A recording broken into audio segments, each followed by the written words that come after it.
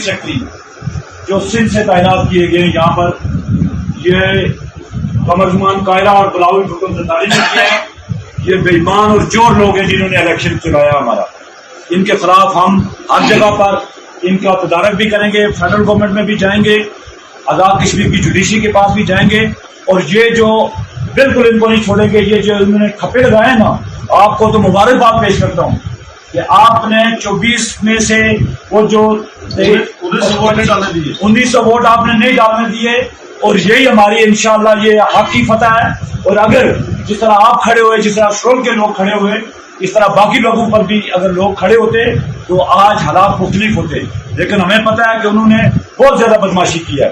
جتنی بدماشی انہوں نے اس کٹڑے کے اسٹیشن پر کیا، اور میرے عزیز میرے بھتیجے جس طرح رضوان کو تشدد کا نشانہ بنایا گیا، اسد کو بنایا گیا، باقی لوگوں کو بنایا گیا، یہاں پر ایک ایک آدمی کو انہوں نے ہراساں کر کے بگانے کی کوشش کی ہے.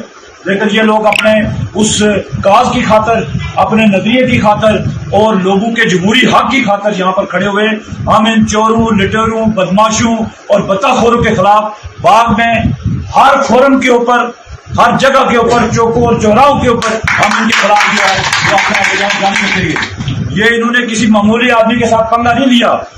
یہ گمان میں آپ نہ رہیں. میں آپ نے نواز شریف کے ایک سپاہی کے ساتھ پنگا لیا ہوا ہے، اور انشاءاللہ آپ کو پورے کو گھر تک چھوڑا ہوں، چولے تک چھوڑ کے آؤں گا. وہ سامنے نظر آتے پنیالی وہاں تک چھوڑ کے آؤں گا. جس طرح قمرزمان صاحب، جس طرح آپ کو 2016 میں 9000 ووٹ دیے تھے، میں نے 26,000 ووٹ دیے تھے، لیکن آپ نے اس کا آج دونس ڈاکی اور بدماشی سے اس کا بدلہ لیا ہے.